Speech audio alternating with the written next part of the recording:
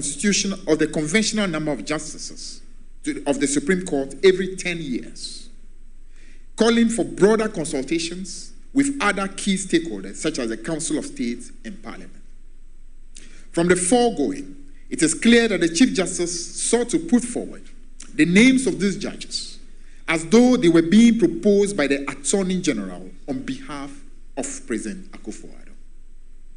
We are completely shocked and scandalized by the extent to which the Honorable Chief Justice was prepared to consciously sidestep the due process and even breach the Constitution just to please the President and aid him to execute his unholy agenda to pack the Supreme Court. It is for good reason that Article 144(2) of the 1992 Constitution enjoins the President to make such appointments to the Supreme Court on the advice of the Judicial Council in consultation with the Council of State and subject to parliamentary approval. In the wisdom of the framers of the Constitution, this consultative process is designed to protect the independence of the judiciary. Contrary to this constitutional imperative, the Chief Justice singularly constituted herself into the Judicial Council and unilaterally acted in his name and on his behalf. By electing to write to President Akufo-Addo, requesting for this appointment and seeking a post facto ratification from the Judicial Council, the Chief Justice sought to turn the Council into a mere rubber stamp. Nowhere in the Constitution is the Chief Justice named as the one to recommend persons to the President for appointment to the Supreme Court. We wish to state, without any equivocation, that the Chief Justice's letter is illegal and of no effect. Her actions have completely turned the due process on its head and compromised her independence as the head of the judiciary. We are concerned about a worrying pattern which irresistibly suggests that the President is appointing only loyalists of his party to these courts to have control of the judiciary and escape post-regime accountability.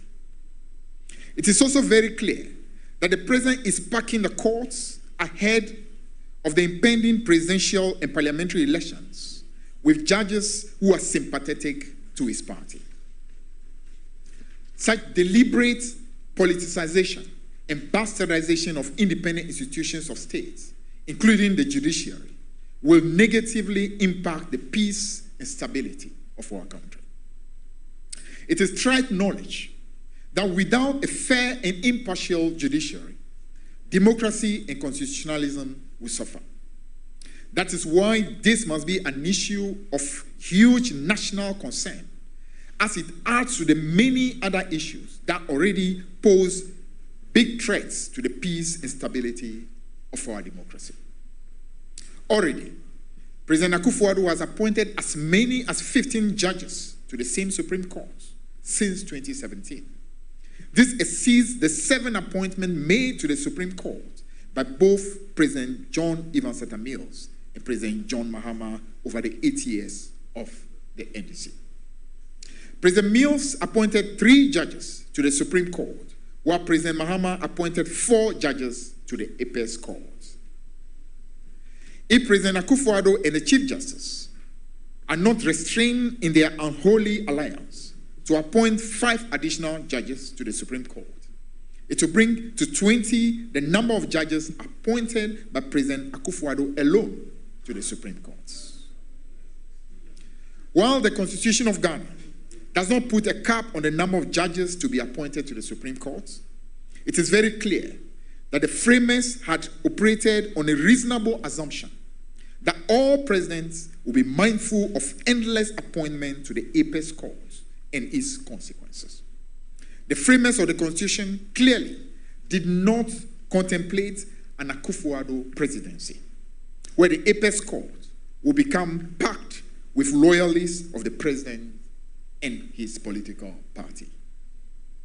With general elections set to take place just in a few months, we are of the view that President Akufo-Addo must immediately halt his plans to make any further appointment to the superior courts.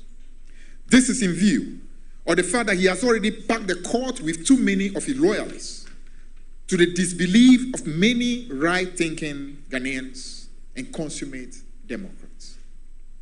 Again, there are enough judges on the bench at this particular point in time to deal with the judicial issues. More importantly, with elections on the horizon, it is fair that any such appointment with far-reaching implications on this constitutional democracy should be left to the next president of the Republic of Ghana. And this is common practice all over the world. It is only under Nana Akufo-Addo that this is being totally disregarded. After all, President Akufo-Addo has already abdicated his position as president a very long time ago, when he declared that the next president will fix the economic mess that he and Vice President Alhaji Bawumia have created. The president must be reminded that such lopsided appointments, particularly to the judiciary, is a big factor in the widely held perception of a politically biased and hostile judiciary in the administration of justice at the Apex Court, especially in matters involving the NDC.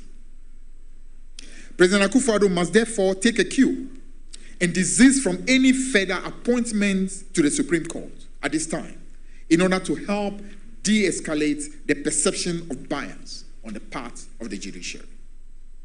The latest maneuvering between the Chief Justice and the President adds to the series of happenings in the judiciary that paint a picture of bias and imbalance. Further packing of the courts will do very little to restore trust and confidence in the judiciary, which already is at an all-time low. It can, in fact, fuel legitimate concern that it is being done to ensure the presence of an overwhelming number of judges who are sympathetic to the current regime, who could be called upon to shield members of this government from scrutiny and to frustrate any future effort at exacting accountability from them when they leave power. The NDC finds the retort by the Chief Justice that the latest abortive appointments were necessary because of the load of cases to be completely untenable and without any grounds. Furthermore, we have noted a trend of very speedy promotion of relatively newly minted judges over and above their more experienced seniors at the bench. This undermines the spirit of meritocracy, which is essential for proper administration of justice and holds the potential to pressure such judges into delivering rulings that may catch the eye of the appointing authority. Also, the unexplained transfers of some judges in the immediate aftermath of their judgments in high-profile political cases raises eyebrows. The impression created from this is that judges who do not conform to some expectation of the Chief Justice and the President will receive subtle retribution cloaked in administrative processes for their troubles. Democratic governance requires that certain standards are met within all arms of government. At no point must independent institutions of states be joined at the hip with the executive to further its interests. Friends from the media, the current posturing of the Chief Justice and their involvement in the nomination of more judges to the Supreme Court do not inspire confidence that the judiciary is sufficiently independent from the Akufo-Addo Bawumia administration. Again, the naked abuse of power by President Akufo-Addo and his overzealous desire to control all arms of government poses a grave danger to our democracy and governance arrangement. President Akufo-Addo must note that the ongoing happenings in Kenya serve as a reminder that there is a tolerable limit to the abuse and excesses of the executive. To conclude, we are calling on all Ghanaians to rise up against this tyranny We must protect our democracy, our judiciary, and our future. The actions of President Akufo-Addo and his cohorts are not just political games. They are existential threats to the very fabric of our nation. It is time to stand up. It is time to speak out. It is time to demand justice. Now, the NDC urgently demands the following actions. 1, an immediate halt of federal Supreme Court appointment. We demand that President Akufo-Addo immediately stop any plans to appoint additional judges to the Supreme Court. This reckless action is not just a political maneuver. It is an outrageous assault on our democracy and a betrayal of public trust. Imagine the anger and disbelief as we watch our judiciary being transformed into a puppet of the executive, eroding the very checks and balances that protect our freedom. 2, adherence to constitutional processes. We demand that any future appointment to the Supreme Court must strictly follow the constitutional process, including consultation with the Judicial Council. This blatant disregard for established procedures is not only unconstitutional, but also morally reprehensible. It is a slap in the face to every Ghanaian who believes in the rule of law and the sanctity of our democratic institutions. 3, transparency and accountability. We call for the full disclosure of the criteria and process used for the selection of these judges. This is essential to ensure transparency and accountability. The clandestine and backdoor dealings to appoint loyalists represent a disgrace.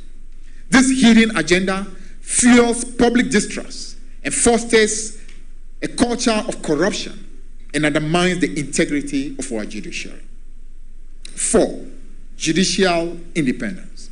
We call on the Chief Justice to uphold the independence of the judiciary by resisting any pressure from the executive to influence judicial appointment. The judiciary is the last bastion of justice, and its independence is sacrosanct. By compromising this independence, the NPP is not just bending the law, they are breaking the very backbone of our democracy. 5, immediate reversal of the unconstitutional appointment request. We demand that the Chief Justice retract the unconstitutional request to appoint additional judges and ensure future actions strictly align with legal and ethical standards. This brazen overreach into the judicial realm is unforgivable. It is time to reverse these illegal actions and restore faith in our judicial system. 6, public and civil society engagement.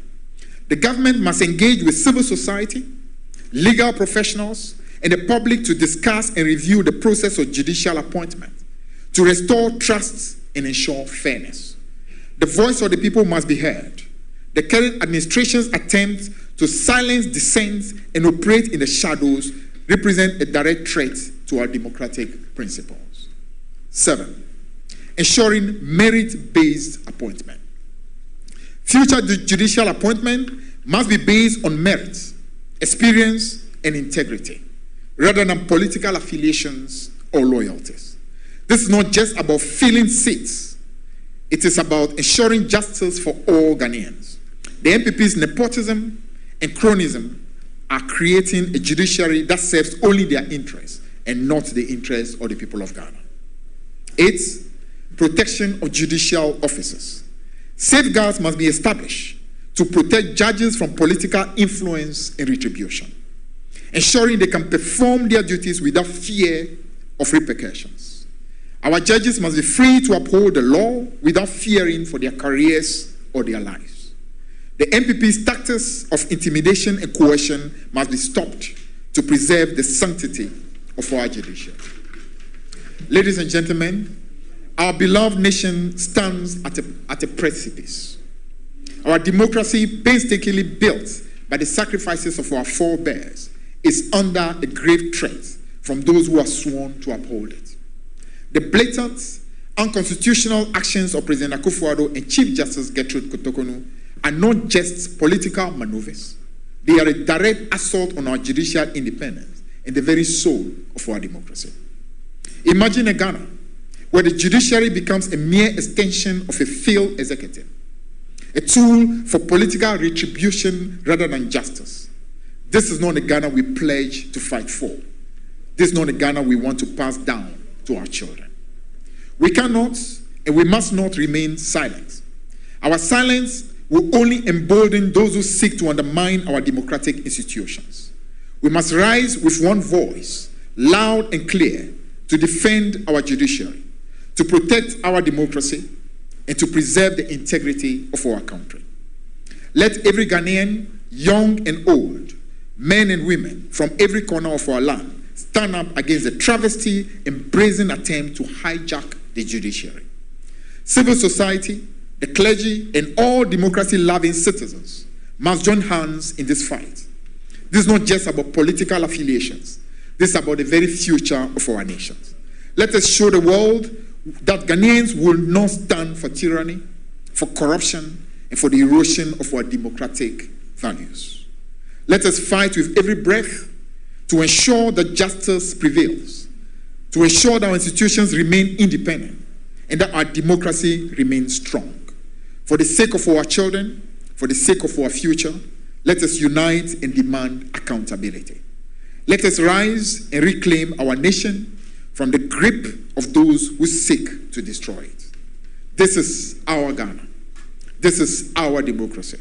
And we'll defend it with every fiber of our being. Thank you very much, ladies and gentlemen.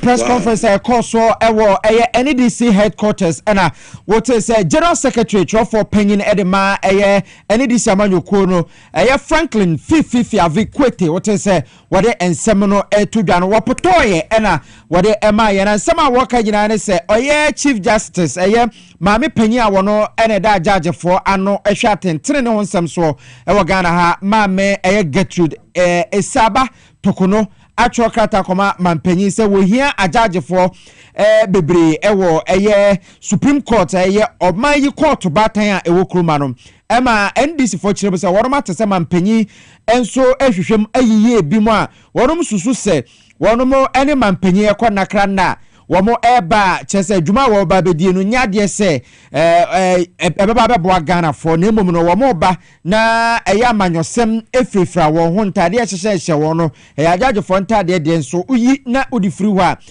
amanyoko NPP wono ma hyenso de ene wono ma husuo ntade ena saafo yi ahya eno ntie ne wo friends ntro for se saa ne ma na wono no nyade ebeboa Ghana se oman etimam panyin entumi mpake Supreme Court ne sa eno achi no wochire mu se Chief Justice nso wontwe sa krata watwere de akoma mampanyin no to ochire mu bebere kire ne nti a NDC for ejina faako a wogina no ehwe sesa de no nyade a ebeboa Ghana wisdom hedejome ensem troni a wodi akire ko NDC aso wono mo headquarters e wa Dabrakai won kran wababeka mensai wa homane so efo hedejome sa otem kan akwaba ensem afifi kwete kan mabono tefa wo hwe bullet points anase ensem nsemfo ahodo a ewo mu a na wopese wo kire se efrise obi beka se amamra no ema ho kwan se mampanyi tumi efa judge a odimu a chese ohwentete ne ekoso na jaja esefata se wonko Supreme Court no mampanyi tumi frenti obi bebisa se denti na NDC for kasa bebrebe yi when you can mamra ne chese o mampanyi no tumi aye that appointment no onto the Supreme Court na ne General Secretary of the NDC Dr. Kasiebo se wo hwe amamana eyade a currently no na sentempe no omo estimate ase etan se enka yete or appointee obi to the Supreme Court na etenka nomination ni ya na Judicial Council no ekia have to be ansana Parliament abete after parliamentary approval no ansana the final appointment at the Supreme Court but ocean ye ekoso ya na enyada ekisa into the 5 judges here and then when the message say or say they won koka Supreme Court judges at the end is no again say adoption do it can say the North Mahama administration now or more appointed only 7 judges and they are based on some appointed 3 judges and a former President John Mahama appointed 4 judges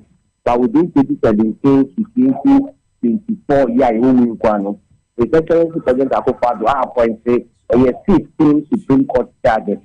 that is times 2 more than one of the John Dramani Mahama and the late Professor Mills. The NDC as no appointment to be done going forward, and that's the Home Minister.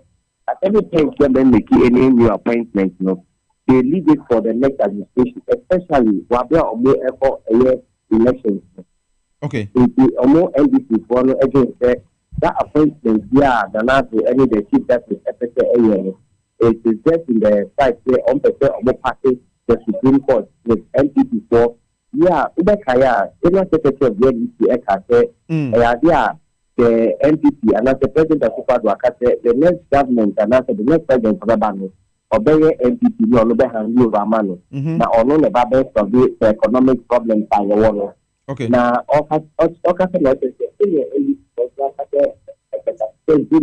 for your airport or anti-buying for more but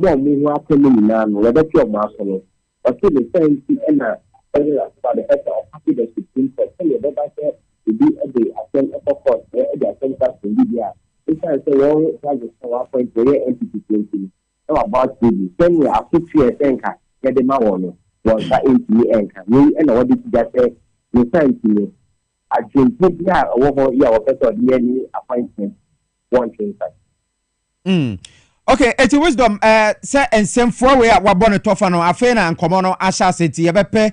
And in the 4 one more Ghana Mrana say na fe no ma bon komenti wo de boaboa no bran mrenu se tenasia ye den semna aka ni nyina enso ebetumi atoa so enso de amaye ebusuafo yensem tro ni wisdom hede jome and I would say wo de amane bo efri any DC wono mo akache e wa dabraka won kran e de ebreye no sa fe na wo de wafidie na atoa high power 97.9 afi TVXYZ ye ne affiliate na ya tenase ne ewie ya prem to breakfast ye bono we special edition ye call NDC headquarters Judge for Mampenny appointed one more do my call my court to bad time Supreme Court no and this for say one more edituma ye and a fifi quete our trophy penny de my party no to me ababe fa and central for say one metie bi na what the NDC position at the ato chere say eniama ekononya dia ebetumi aboa edwuma no nsia ya be domu sukona fe ya baba mu na sene nsem na sitie no ya tumi enso e de ato midi e de PSO Kra Boys Prefect Chief Tankers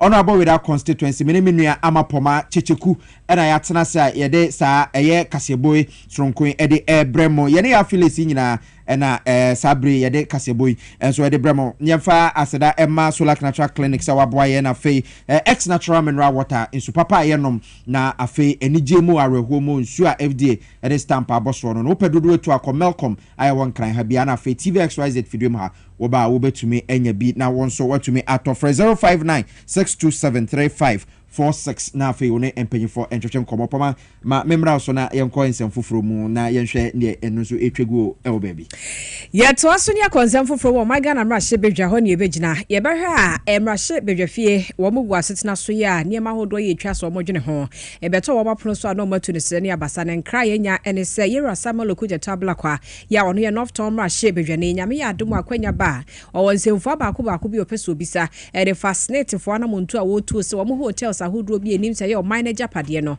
ene wo mo dane emu shares o hamu nchemu adusia e de ama ye rabine champon ene ne Rock City Hotel se wonum ehwe so ne no ne be kom rahye bedwam ne o therefore kwasi be chia kasa bisa se asem no wanya bisa wa bisa ho anu ye aba ene sei o therefore wa homa so yeguso a yehwe se nsa ebeka no na ye ne no akasa de afa sansemi ho no de nchemu aba sanse enim se sansemi ya ho demonstration won kran ama mane bokra ba se ebesa kɔ efifi mantma hinkro Cape Coast ni akɔ de toso mienu o hoisanse Ghana fo nyina won mo hawo ese Japade yes net fo de ankanka ne adwumayfo wo mo ka pressing po yetete to ho no na ye de akɔye Japade ti se ye dane emu shares ho mo nchemu aduasia de ahya ankura bi nsa so ono nko a na ehwe so na akwanya ba na obisa sasem ne ho anu yie ba na therefore kwasi be chite yenka ye beko na ene na kwakoto asansem ne so therefore eyamba yi ma yeto so na yenko ensefufuro mu na nse se wo obi a wo hyen okroma anase wo ka anase obi ka na wutwidi adwuma wo se na nse fa ngobo no ewoma na apagya saa ekwa amanfo bebre na akire mu se dollar na aban ntumi nti no enyina fa akono eno eka ho bi aban so se wo ye gold for oil ai no so ankosia gas se fa ngobo no kwa na ekosoro nti bwana motatu kwa ko kumase no first na ehye nketo no ebi to meje 80 cedis 90 cedis ene 110 Ghana cedis a anhwa ebesa akoni me no ene nam so ema adawafo nkabom ko ba kwa ye frɛ no True Drivers Union wo mu kire mu se emona eja mo ekwa didie no wo mu nyamba ya nsenja afoforo ema wono mo ensan kobium adenti a Dr. Mamadou Bawumia wono na Ghana sikasem totoye wo ma wono ma ben wo mo a wono mo edada no se beboa na gina yie na afa Ghana economy no anase wo ma sikasem hanya fa pempa pagina so no wono ene di saa animdifo no anim no no a wodi anim na ne ma ya nyama saa no wasase wo Ghana fonsan to abama no na wo to abama na oba na obeba be ni ya True Drivers for each say yehudu rather semi free say fango bo kura wantu anya ho hwe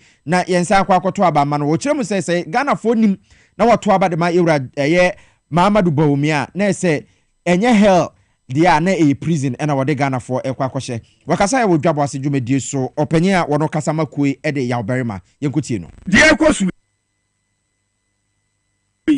se wo na wo ye Yesu a obebo akufo ado peso oh you see me dia me ka che ya driver for ne say ukoto abadema NPP a wato ama prison ukoda fiase de ntia me ka ne sa no former president John Mahama eti akonwa so no obeto fuel mu a obia tibi ye announcement mu obia te ne ye ne transport ministry akwakohia na ya share lorry fare ne ye nyina ya ba bonti fefefe aban yi ba empra he no what is a driver for ne ko ho na say a driver for sre Ghana for say mu ye mobo na muntua bibi ma ne ntimi mfanto fuel a and 1 gallon in 67 Ghana cedis 14 pesos akufo re ka kire say driver bi obeji sika free Ghana for obi aposi nche no what is that statement in the obi ntimi da fia say obetuma be campaign kire me no ka say on say o chitre prayer na say ubu mo edoso a emu but we ba ko ebu yedua mu GPRT for election mo me no ka say kura ban hihye nkrofo achi ede akokọ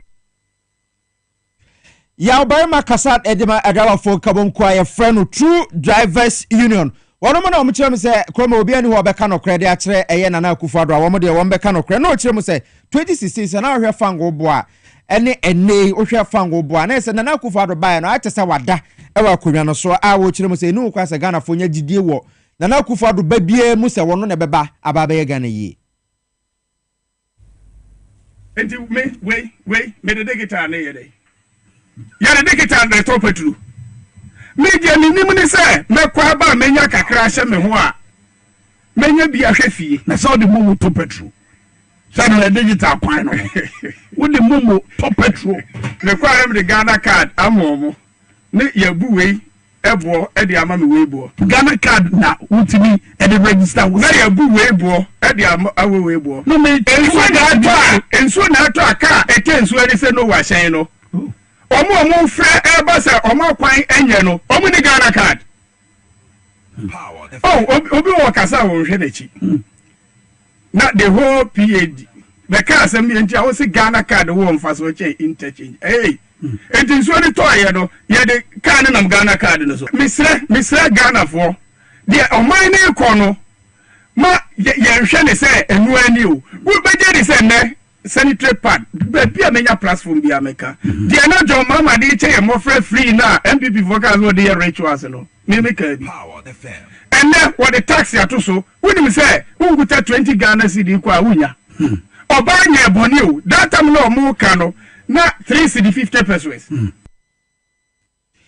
asempa tietia yawberima kasa de ba True Drivers Union no Ghana hase wono na otere kanu na wase Ghana card no so yiri fa kwan ya na o de ka na fa Ghana card so se be yi a interchange so na be fa na ai Eugene to some no so concern National Service Personnel Association ene wo mo so ababonte dia to dwase no kwasem ya ban no mo de kotuma me hwe to agro asabi agro we ya agofo aso amoni ana ho a ebe wi achi ne sebe oto anye kura na de ebesie no na akwakọ ensem bebre ne se wo mo kira wo mo allowance nkakra akra eje ne naja wo mo de ba wo mata so de twetwa mo nkakra akra wo mo akoso man ne se de wo so wo mo ye ne pepepe abanche fan ye wo mu wo so ye ne se bosome ne so mo kakra na wo de wasa wo mo sire mo ma hwe ne mo fiti March ya besi June yi mo ye de aba wi ya she July ya se sika ne ma entine wo mani abre ne aba ye kasasa aba ya dama wo ne bo hwe so na wo mo allowances no wo forma de ma wo mo na lead advocate de ma concern National Service Personnel Association ye Samuel Kwame Dogbe Xavier Kwame Dogbe no ne power Kasiebo akasa de afa sanse mu ho a what is him say atudwa. We need all our arrears to be paid.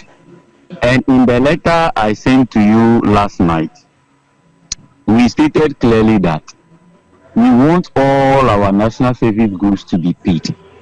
They are owing the teacher trainees from March. So they should pay them their match. They shouldn't only start the payments from the April. If they start from April, then it means that they are focusing on the mainstream, the first batch that have been deployed. And now we want our arrears, all the arrears to be paid because we have a lot of debts to pay. Because of the non-payment of allowances, we have to borrow money to pay for rent, to pay for utility. We have to borrow money to pay for transportation to go to work in order to be qualified for validation. We have to borrow money to feed ourselves at our workplaces. And we are tired of the borrowing. If they do not pay all the arrears for us to pay off our debts, our debtors will keep chasing us because we have promised them and we are tired. They are even tired of the promises. We will tell them this month will pay, next month will pay. It is not coming. So we are pleading with them. They should pay all the arrears so that we can pay off the debt and see what will be left on us to be using for work, for us to be qualified for validation. Yes, I'm saying that because for some long time now they have refused to represent our interest, and the good cause we are fighting for, they seem not to care. Abusia we Xavier Kwame Dogbe wono no ye lead advocate de ma concern National Service Personnel Association wo musika kemo fiti March besi June no ho sun en wo mosu almost naspafo ewo ho o maka o masema che naspafo afio into one am obia naspafo ne be didi nti naspam panyufo o mo kakredia ana o mo de na o maka o manu atum nti sese wo mo na je kakra ka o manu atum ye fa ne sa abuja for aha TV XYZ na Power 97.9 ye de Kasiebo special edition era ye de ebrem for adventure bra be kan ni nyina enso e de amawo Facebook TV XYZ Ghana and afa Power 979 FM na ye ko na yakwakoje ahome kakra na yanom X natural mineral water ye ba ye beto Kasiebo no so.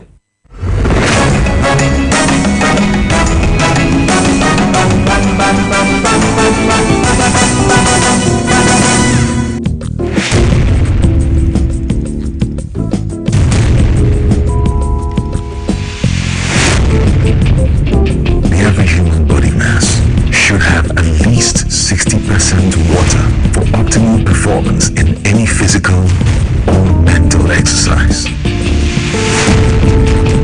We can help you maintain it naturally.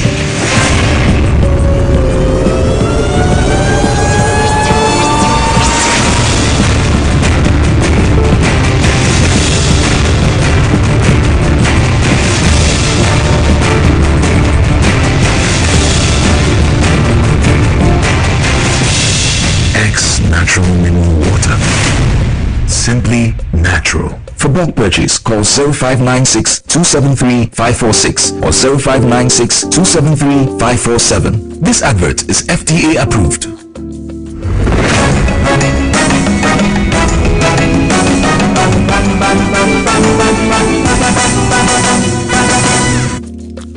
Abuja for mamu nyina kwa ba bi ba TV XYZ na fe Power FM eso na yeto Kasiebo so Owura William Buedie president de ma eye adwumaku afre no Educate Africa Institute wono mo eye hwehwemu etoto ne ma de fa adesua ho nsem so wo de atodwe kire mo se aban de krata bi akọ eye mra hyebedwefie a chese ni nyina ne se eno ye bill a ye de ekọ se aban free SHS dwumadi na Nana Akufo-Addo de baaye no Nana Akufo-Addo NSCS wasonda ye hu se aban bi ba obeba betwem nti ode ho mra akọ hyebedwefie se wonyi ntum se na be ya aban bi aba wontum ma metwem Owura eye William Buedie owo Educate Africa Institute ese enya no kreda se aban bi ba oba betwem na samra no kra hu hie frisa mamra no aka ho asem dada se esese emofra ko school efri wona ye twetwe nkoma abo kire mu ekire aban na ese wo ye na free SHS no ejina ne naso.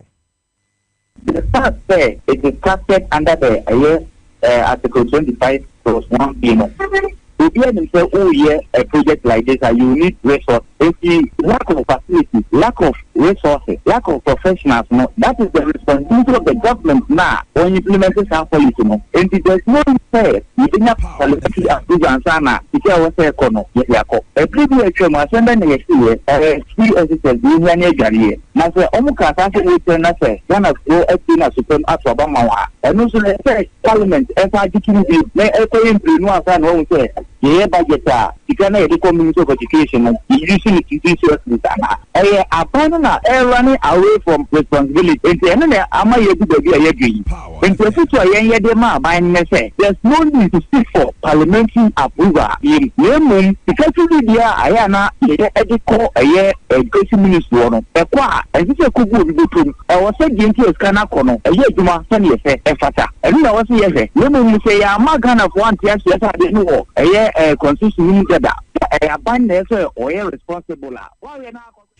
Ora William Buedi president Emma Educate Africa Institute ono ana wade ya twetwe nkoma wo kire mo say free SHS no ewo constitution nim dada etibemma obi emedada say nim na na kufu ado na dwene Ghana fo ho bebre nti ana wade ho mra akọ parliament eno no wo mo a wono mo nhede nsua ade nte ase yie na wo mo mpe bibie asua no wo mo na obetumi de adada mo na kufu ado wonwe Ghana fo ho bia eye krokro de John ena wo ye abusia yedi afutu akọ edi amade suafo ya wonu betro BC nsore se gidie no enya apom na woso omde kwhye ne mum nyame mu ena woso omde ehye nsemi nto aso e wosama ne bowe mu efutu sami mashe begweni di madisi a won ewole jekuku abato mpesa so Benjamin Nate Ayiku ena ode erema adusiafo a won bakọ akọtwere afiwe BC nsore no ebi ewo brea na nkasa edi mathematical set mako impim ebiesa aha esong ene dioson akron ema sa adusiafo no kire wonti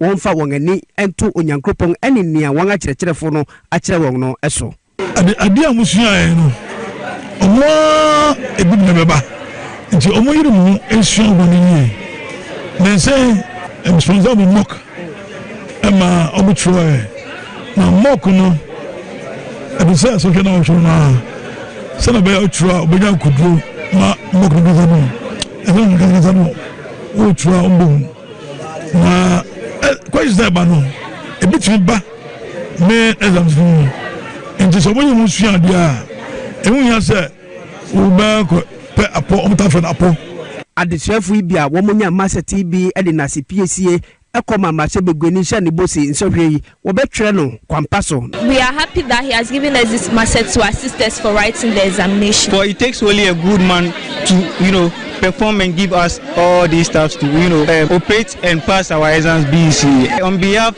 of all the sectors, thank him for the great work he is doing. We've really appreciated whatever you've done for us, including the mock and also the master you've given us for us to be able to write our exams and pass well. Enwechi ena lejekuku mensen kwankyerefo panyenya ohwe homesua nsem so Madam Theresa Tete nso gina adesuafo ni akyerɛkyerɛfo anang edi na CPC koma mahye begweni ewadoi a waye esang edi ofre koma wufuse womomoden se wobetu aba no Edema Benjamin Nate Ayiku. We are very grateful to him. We should keep on supporting the municipality. Very, very much grateful. Oh, as I told them, they should when they go, they should show the matter to their parents with the number picture on it, and they know what to do. They know what to do. I told them they should vote for him massively.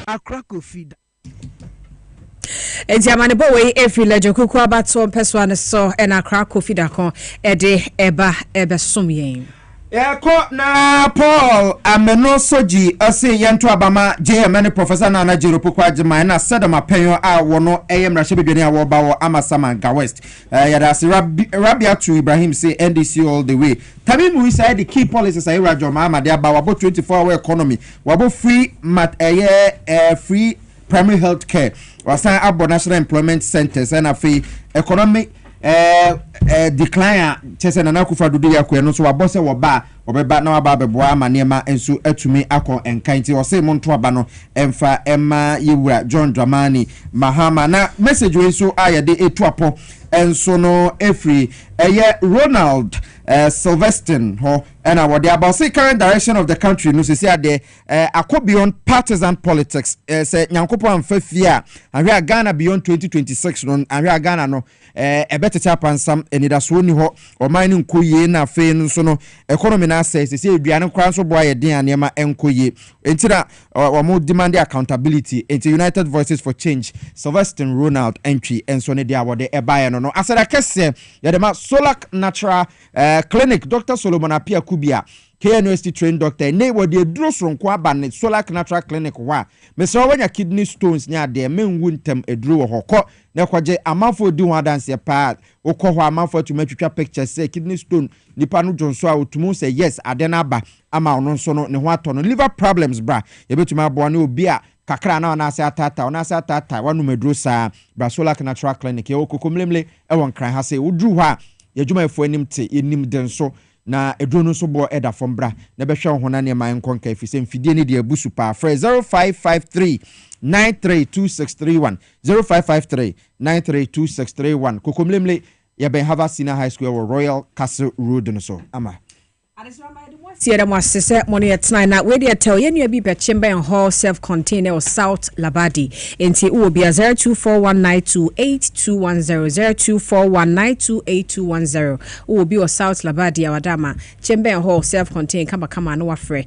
na wababa hwe ye de mo asi wa ha medine amapoma checheku ewiemene PSA Okra Boys Prefect Chief Tankers Honorable without constituency enyumre no nsia ye besensia